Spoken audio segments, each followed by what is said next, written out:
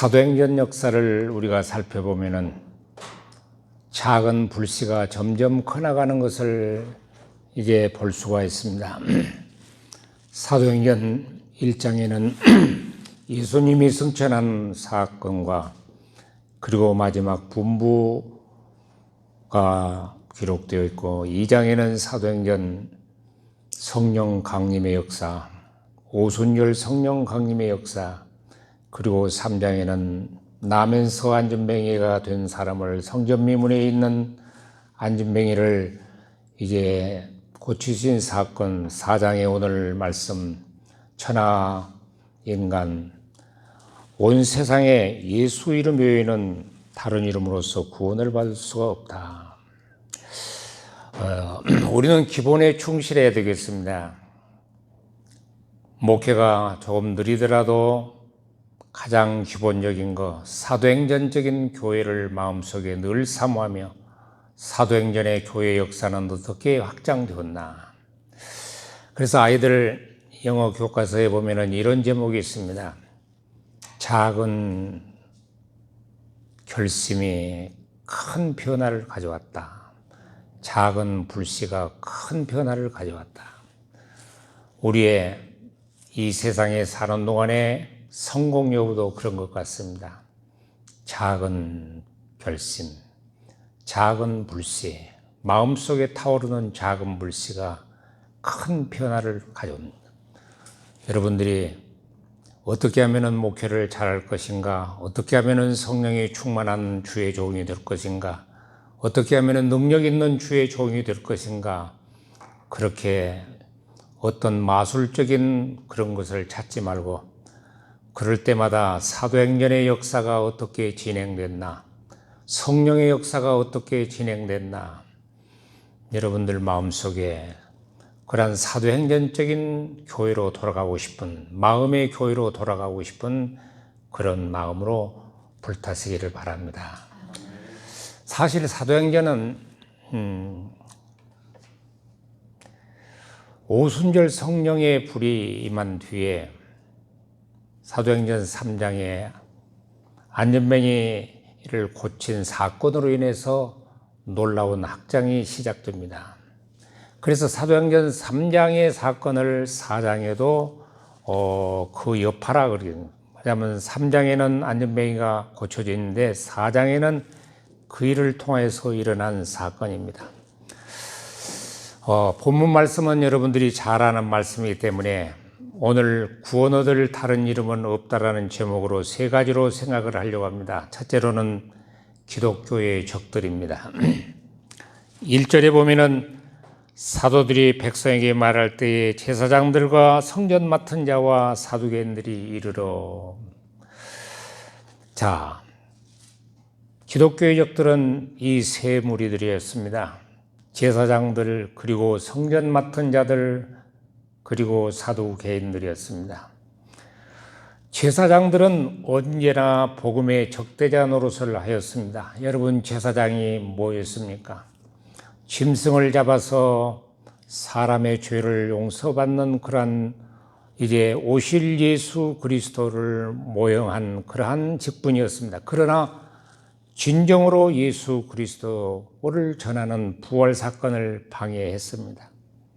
그리고 제사장들은 항상 예수 믿는 사도들과 모든 사람들을 박해하는 데 앞잡이 섰습니다. 참 아이러니컬한 일이죠.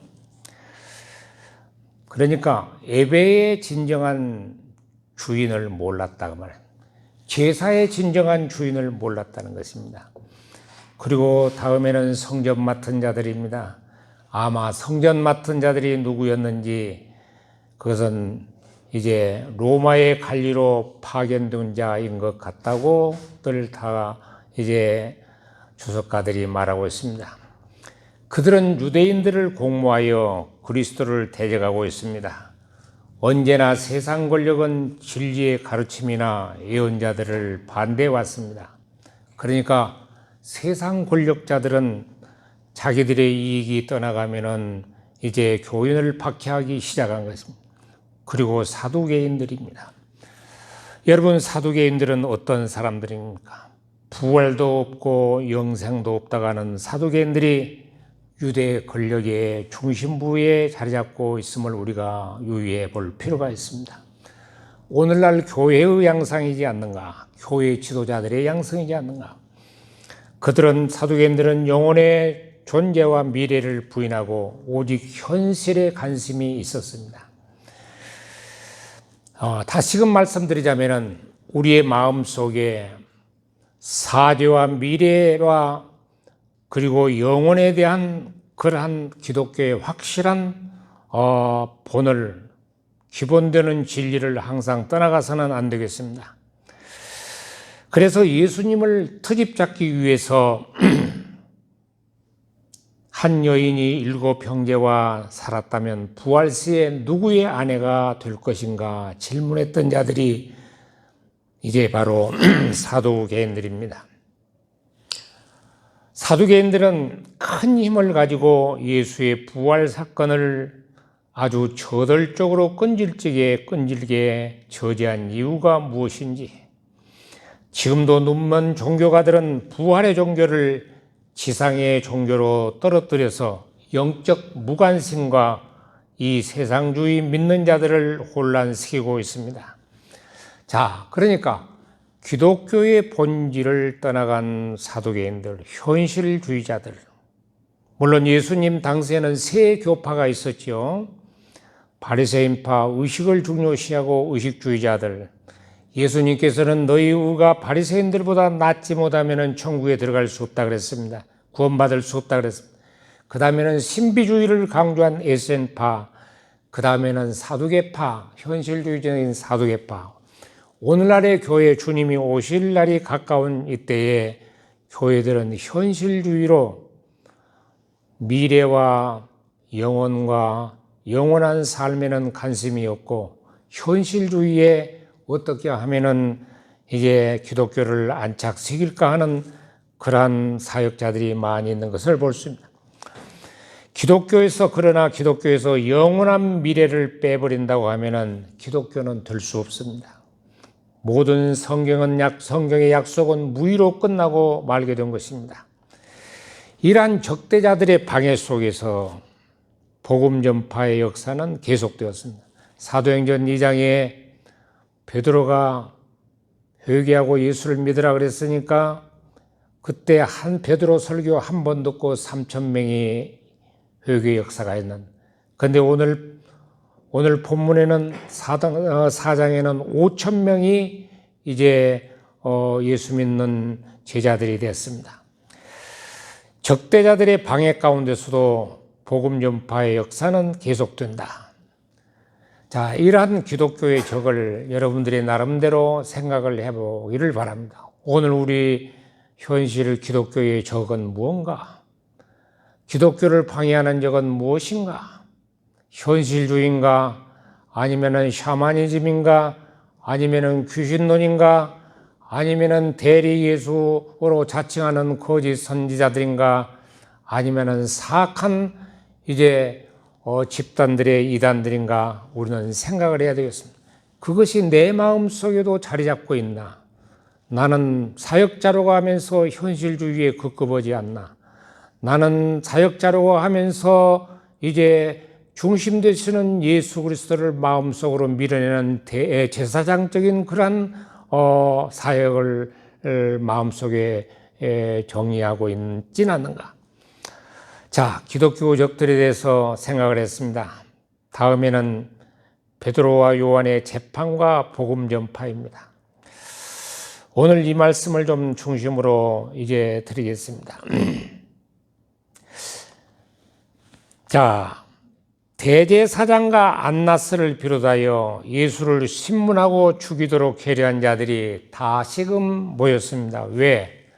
예수님이 부활했다 그러니까, 부활의 소식이 자꾸 전해지니까, 그것을 믿는 사람들로 인해서 많은 사람들이 정통적인 유대교에서 떠나갈 것 같으니까, 그들의 권위에 도전할 것 같으니까, 자, 그래서 예수의 부활이 전파되자 놀라서 예수의 이름을 전하지 못하도록 했습니다. 그리고 베드로와 요한을 체포하고 신문하였습니다. 그러면은 우리가 여기서 지금 생각할 건 뭐냐? 가장 적그리스도인들이, 가장 비기독교인들이, 가장 세상적인 사역자들이 무서워한 것이 뭐냐면 예수 부활이다. 부활 전하는 거. 부활 전하는 거. 그러니까 부활이 기독교의 핵심이다 그 말입니다. 자, 그래서 베드로와 요한을 체포하고 신문하고 하룻밤을 감옥에다 가두었습니다. 그런데 베드로의 담대성을 보십시오. 사도행전 4장에 나온 기사들은 대충 예수님이 부활하시고 얼마나 됐을까? 한 50일, 한 60일 정도, 한 2달 내가 된 것 같습니다. 왜냐하면 예수님이 부활하셔서 40일 계시고 성천하신 후에 열흘 후에 펜타코스트가 이루어졌고 오순절 성령 강림이 임했고 아마 그 무렵이 지났으니까 한 2달 정도 됐는데 베드로의 담대성이 여기 나옵니다. 그런데 제가 성경을 볼 때마다 조금 안타까운 것은 베드로가 예수님을 부인했지요. 아주 모른다고 부인했지요. 자신을 저주하면 부인했지요. 여인 어린 여자 앞에서 부인했지요. 그런데 그가 그렇게 부인하고 밖에 나가서 예수님 말씀 생각하고 다 굴기 전에 내가 3번 나를 부인하리라는 말씀이 생각나서 방성 대고겠다. 그 말씀 외에는, 그 기록 외에는 베드로가 진정으로 정말로 회개한 역사가 기록되지 않았어요. 그래 나는 참 생각을 해본 거고, 왜 베드로의 회개 기록이 그렇게 간단했나. 그런데 여기 보면은 사도행전 4장에 보면은 3장에서부터서 베드로와 요한이 아주 주동이 돼서 이제 교회를 사도행전 13장까지 그렇게 된 거예요. 12장까지 베드로와 사역이지요. 그리고 13장부터서 마지막 장까지 바울 사도의 선교 기록이 나오는데, 자, 그런데 베드로는 변화가 됐단 말이에요. 놀라운 변화가 됐단 말이에요. 놀라운 성령으로 충만해졌단 말입니다. 아주 가득 차서 with 홀리 스피릿으로 가득 차졌습니다. 그러니까 성령의 사람이 되고 성령의 담력이 성령의 역사가 돼서 지혜와 총명이 나고 계시 정선 예수님 말씀하신 것이 생각이 나고 놀라운 권능이 그에게 입혀졌습니다. 감옥에서 하룻밤을 자고 출감되었죠. 그리고 베드로를 중심으로 해서 초대교회 성도들이 하나님 우리의 위협함을 하감하시고 우리의 손을 통해서 기적이 일어나게 해 주십시오. 예수 부활이 전도되게 해 주십시오. 그리고 병든 자가 치료되게 해 주십시오. 이렇게 기도를 간절해지니까 땅이 흔들렸지요. 지진이 일어났지요. 이러한 능력의 종이 되었습니다. 자, 그런데 아까 제사장들과 사두개인들과 그리고 교회 리더들, 엘더들, 장로들이 모여 있는 것 같습니다. 그래서 신문하기를 무슨 권세와 네 이름으로 이 일을 행하였느냐. 여러분, 이렇게 묻자 성령이 충만한 베드로의 대답은 아주 확신 있고 담대하게 대답했습니다. 너희들이 그렇게 묻는다면은, 이 착한 일을 한 일에 대해서 묻는다면은, 안전병이를 치료한 사건에 대해서 묻는다면 나는 너희에게 말하겠노라. 뭐라고 말했어?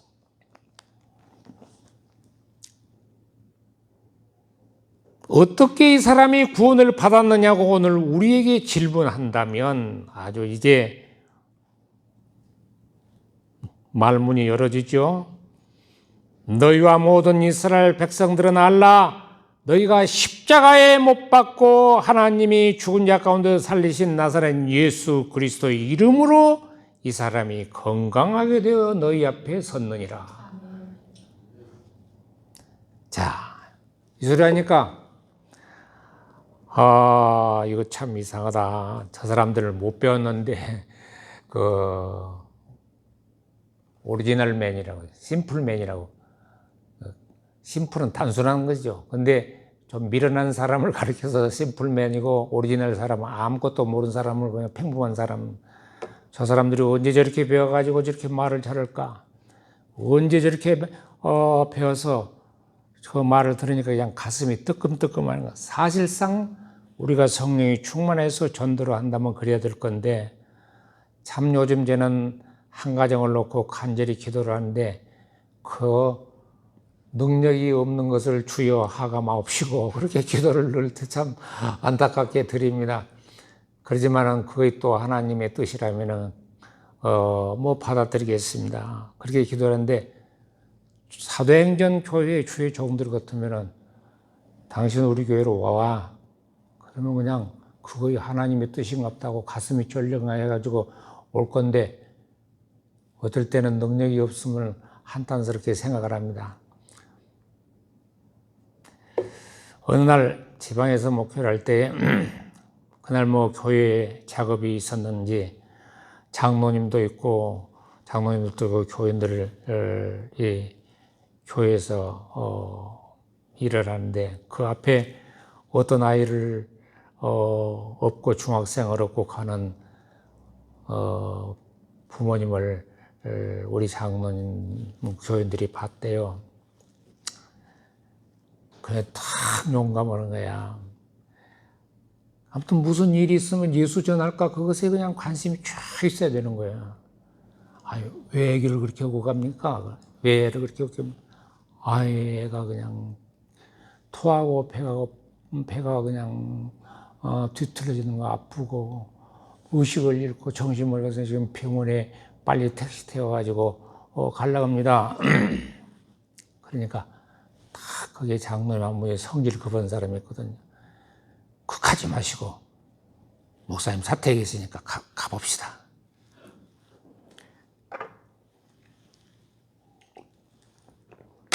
축 늘어진 애를 데려왔어요.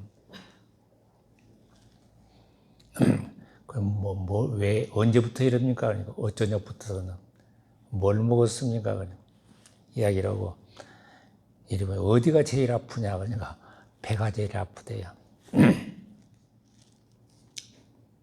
그래서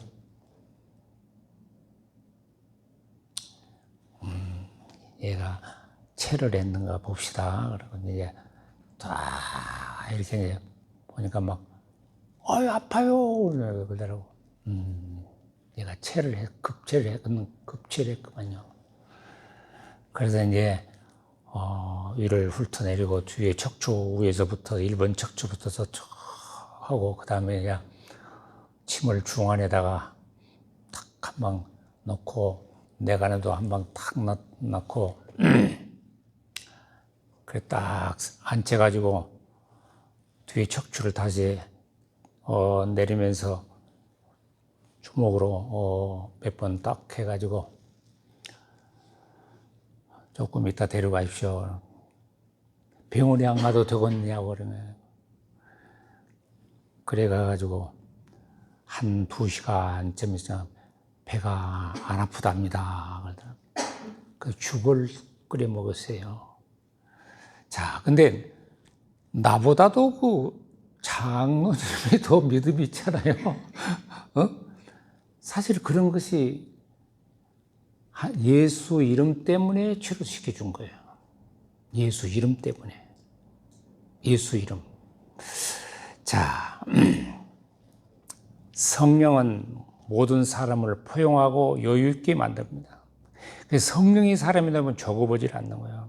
그러니까 이제 베드로가 기회가 딱 오니까 무슨 말이냐면은, 자, 백성들아, 자, 백성의 통치자와 장로님들아, 이렇게 쉬운 성경에는 그렇게 되어 있습니다.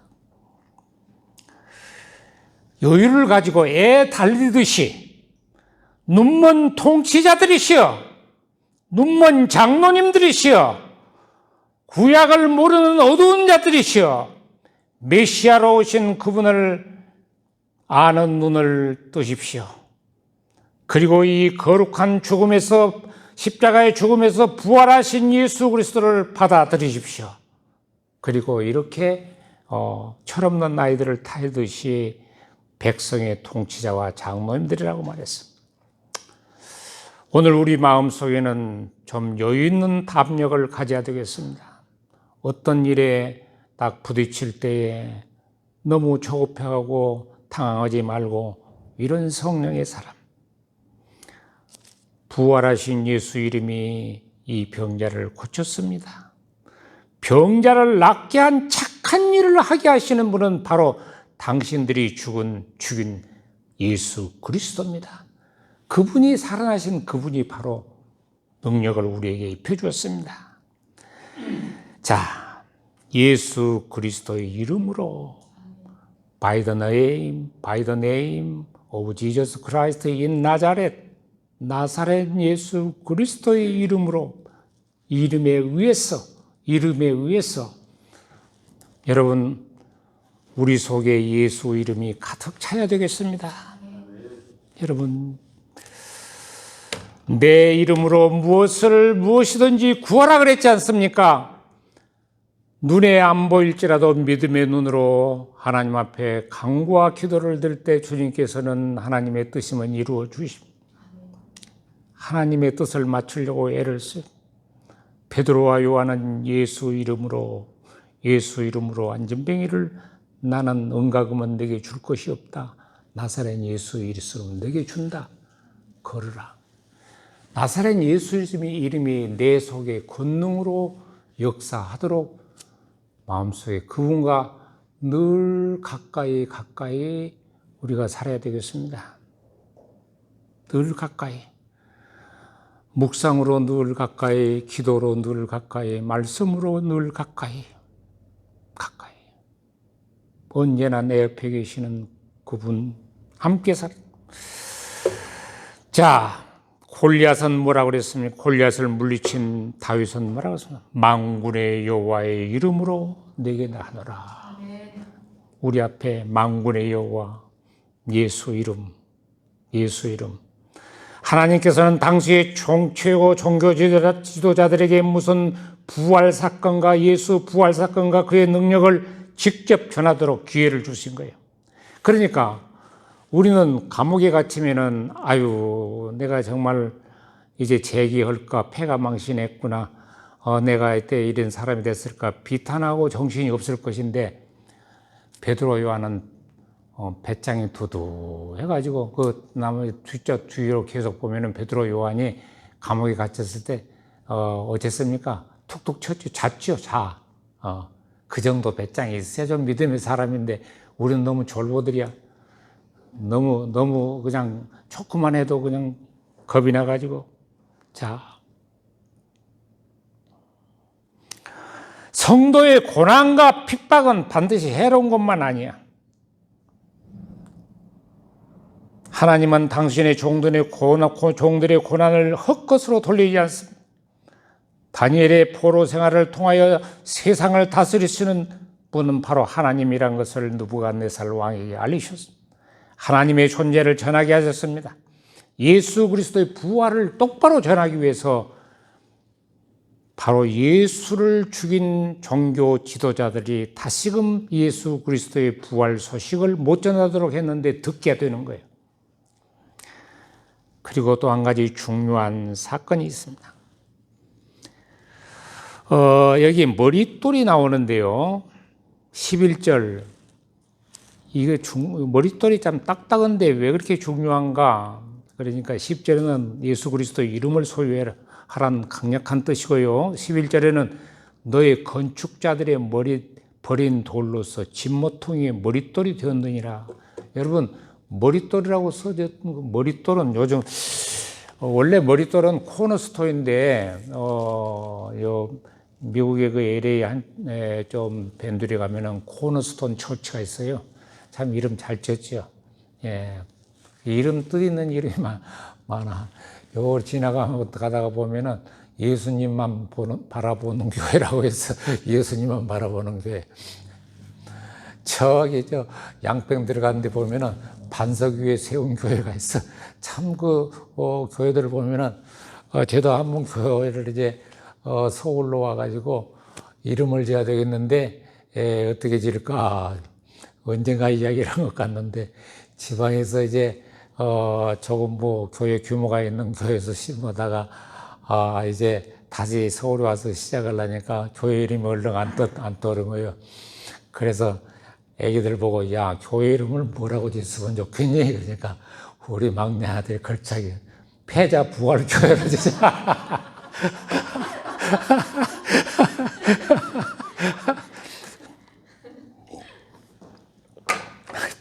패자 부활교회로 짓자. 그래서 내가 하는 말이 야 패자 부활교회가 뭐냐? 그 열린문교회라고 하자. 열린문. 그래서 맨 처음에 서울 올라와서 오르동에다가 열린문교회를 세웠어요. 그 열린문교회에서 만나지 뭐지. 그런데 열린문교회에서 타락해가지고 이제 그 얼마나 참 어려웠던지 목사님 건물인데요. 그 건물이 목사님 건물인데 그냥 교회 한다니까 자기는 자기 건물에서 못 오겠다고 저 다른 데 가서 하고 이제 우리를 임대해 줬는데 아니 그 교회에 없고 사택을 얻으려는데 이 사택이 뭐 마땅히 얻을 돈도 없고 그래서 베란다를 여기서부터 이렇게 벽돌로 쌓였는데 그 옆에 한 넉 자 되는 그 베란다가 있더라고. 그래서 그 노예 후배 뭐 제자들을 데리고 그냥 한 말을 가지고 브로커를 다 붙들이고 그놈을 좀 늘어내고 좀 요쪽만큼 담그고 그래가지고 사택에 이제 애들은 노예인데 그 어떻게 그 교회 옆에서 다 살 거예요. 근데 가만히 생각하니까 2층을 지어야 되겠다. 이렇게 높은데 한쪽에 막아가지고 2층에는 딸아이들 자고 아들들 자고 아래층에는 딸들 오고 이제 엄마 아빠 자는 거예요. 그랬는데 뭐 이제 탁 열린문교회라고 해가지고 하루 예배를 딱 드는데 이제 왔어요. 예수다가 와가지고 그래서 우리 이렇게 교회 시작을 하는데 하는 교회인데 우리와 함께 하십시다. 그러니까 좀 나와서 열심히 해주십시오. 그러죠 뭐. 그냥 싱겁게 그냥 그러죠 뭐 그러더라고. 그러더니 한 주 딱 뒤에 보니까 이제 하도 이제 목사가 그때는 아주 머리도 장발로 지르고 갈비실에 됐는데 이제 참 개척하는 목사가 가엾게 생각됐는가 소다리 한 달 사왔더라고요. 근데 소다리 사왔는데 속으로 이것 봐라 상당히 보장이 크구나. 속으로 이제 보장이 크구나 했는데 그 다음 주에 이제 혼자기가 밋밋하니까 그런가 지금은 저 부산 무슨 교회에서 권사됐는데 그 친구인데 그 친구를 이제 양은석이라고 하는 친구를 데리고 왔더라고요. 그래서 또 이제 어떤 여학생이 고등학교 3학년인데 이름이 참 좋아서 왔어요 목사님. 그래 왔다고. 그 다음 지가 한 번 학생이 오더니 그 다음에는 그 언니들이 3명이가 됐는데 언니들 제일 큰 언니를 한 명 데리고 오고 그 다음 주에는 또 데리고 오고 또 데리고 해가지고 청년들이 그냥 한 20명 되더라고. 자, 근데 그 교회를 지을 때 머릿돌 짓잖아요. 머릿돌을 쓰죠. 근데 머릿돌은 원래 가운데다 박은 것이 아니고 이 모퉁이에다가 박는 거예요. 모퉁이에다가 딱 머릿돌을 세운 건데 이 코너스톤이 굉장히 중요해요. 왜 중요하냐 그러면 건축자들의 버린 돌이 코너스톤 모퉁이 돌이 됐다 그랬지 않았습니까? 건축자들이 뭐예요? 종교 지도자들이 누구를 버렸어? 예수를 버렸어. 예수는 하나님 하늘과 땅을 연결하는 사닥다리잖아요. 사닥다리 되신 예수, 하늘과 땅을 연결하신 예수, 그 예수는 말입니다. 그 예수인데 그 예수가 건축자들의 버린 돌이 뭐냐, 모퉁이 돌이 됐다. 이 코너와 저 코너를 연결하는 모퉁이 돌. 그런데 봐십시오. 자, 이 성경은 이따가 예배 끝나고 우리 최 전사가 궁금해하는 성경을 좀 이야기하려고 하는데, 마태복음 21장 42절에 보면 코너스톤이 나와요. 예수님이 말해. 예수님이 직접 설명한 거야. 그런데 그 코너스톤이 뭔가는 여러분, 연결하는 사닥다리, 연결하는 연결고리 역할을 하는 좋은 뜻만 있는 것이 아니고, 여러분, 돌에 떨어지면 어떻게 돼요? 돌에 떨어지면 죽는 것이죠. 부서진다고 그랬잖아요. 산산이 부서지는 거예요. 그러니까 복음의 성기를 의미하는 거예요. 어떤 사람은 코너스톤 대신 예수 그리스도를 마음속에 영접하고 하늘과 연결이 되는 구원의 반열에 이르는가 하면, 어떤 자는 거치는 돌이 돼. 부딪히는 돌이 돼. 산산이 깨지는 돌이 돼. 복음은 그런 거예요. 양면 쓰여 있는 거예요. 받아들이면 구원이고 받아들이지 않으면 부서지는 거예요. 네. 복음은 그런 거예요. 자, 세 번째로는 구원 얻을 만한 다른 이름은 없다. 다른 이름으로서는 구원을 얻을 수 없나니 천하 인간의 구원 얻을 만한 다른 이름을 우리에게 주신 것 없다. 구원이 예수를 떠나서는 존재할 수 없다. 명백한 선언이죠. 타 종교에도 구원이 있다는 설을 전하는 자들의 입이 얼마나 위험하고 얼마나 무식하고 얼마나 정말로 한탄스럽고 얼마나 비극적인 것인 것을 여러분 알아야 됩니다. 사도행전 4장 12절 천하인 다른 이름으로서는 구원을 얻을 수 없다. 자, 기독교는 구원의 종교입니다. 기독교는 치료의 종교, 기독교는 사유의 종교예요. 그런데 베드로와 요한에 의하여 안전병이는 고침받았지요.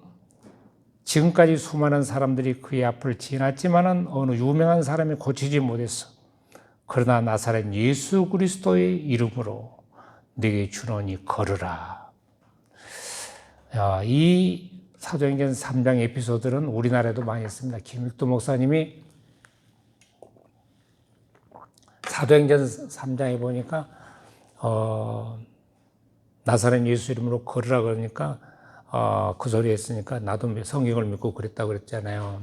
그 어느 날 안전뱅이 시장에 있는 안전뱅이를 나사렛 예수 그리스도로 걸으라고 그러는데 얘 걸으라 그러니까 돈 줄 줄 알고 나를 보라고 이제 김익도 목사님 그랬더니 예수 이름으로 준다. 근데 걸으라 그러니까 안 걸어지는 거예요. 못 걸어지는 거예요. 그러니까 그냥 그 안전뱅이가 옆에 있는 돌멩이를 주워가지고 김익도 목사님한테 막 던진 거예요. 그래서 김익도 목사님이 저 뒤쪽에 가서 하나님 성경에는 이제 예수 이름으로 걸으라 그랬는데 왜 나는 못 걷습니까? 하고 다음 장날 또 갔다. 우리가 이렇게 그 주의 권능을 그냥 의심 없이 받아들일 때 주의 역사가 있는 거예요. 자, 그런데 다른 이름은 없다. No other name이죠. 다른 이름은 없어. 진정한 종교는 유일 종교 예수 그리스도 기독교밖에 없는 거예요. 그런데 유교는 뭐냐? 선을 가르치는 도덕 선생이야. 불교는 뭐냐? 인간의 고뇌하는 존재다는 것을 가르치는 거예요. 고뇌하는 존재다. 거기에서 더 나가지를 못한 거예요. 인간은 고뇌하는 존재다. 그럼 기독교는 뭐냐? 구원의 종교야. 끌어내주는 종교야. 사유하는 종교야. 회복시키는 종교야. 치료하는 종교야. 자, 인간에게 가장 중요한 것은 구원입니다. 영혼과 육신의 구원. 구원은 자신의 가치나 능력에 따라 결정되는 것이 아니야. 죄에 빠진 인간의 구원은 외부의 능한 손에 의해서 주어질 수밖에 없는 것입니다. 그러므로 주님의 이름으로 기도합니다. 하나님께서 천하 인간에 나사렛 예수 그리스도의 이름 외에 구원받을 이름이 딴 일이 주신 이가 없다고 해서 다만 예수님 한 분, 다른 통로가 없다. 여러분 아마 헬라어를 배우면서 디아라는 말을 배웠을 겁니다. 디아 배웠죠? 디아.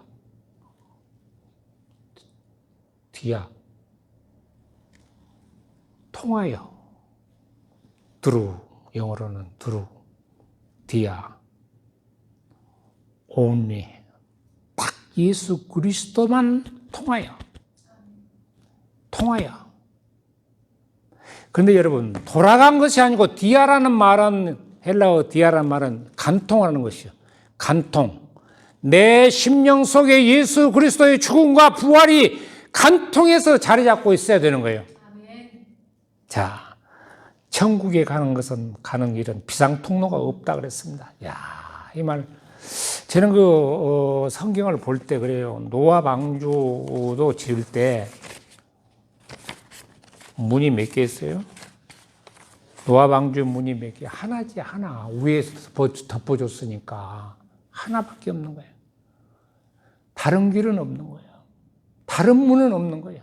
그래서 예수님이 나는 양의 문이라 그랬지 않습니까? 양의 문이라. 양들이 구원받을 문은 예수밖에 없는 거예요. 사람이, 인간이, 범죄한 인간이 구원받을 길은 예수밖에 없는 거예요. 다른 통로가 없는 거예요. 옆으로 돌아갈 길을 우회할 길이 없는 겁니다. 자, 우리 마음속에 가장 기본적인 거, 예수밖에 없다. 예수밖에 구원의 통로가 없다. 성경밖에 성경에 기록된 예수님의 사건만이, 그를 믿는 자만이 구원을 받을 길, 다른 길이 없다. 기도하겠습니다. 거룩하신 하나님, 감사합니다. 우리 마음속에 학고부동하게 변함없는 진리로 예수 그리스도가 죽으시고 예수 그리스도가 부활하시고 예수 그리스도를 통하여 많이 구원받는다는 이 기초적인 사실을 오늘 또 그리고 내일 또 영원히 우리의 생명이 다하는 그날까지 우리 속으로 마음속에 중심에 자리 잡고 또한 외우도 부르고 사랑하다가 주님 앞에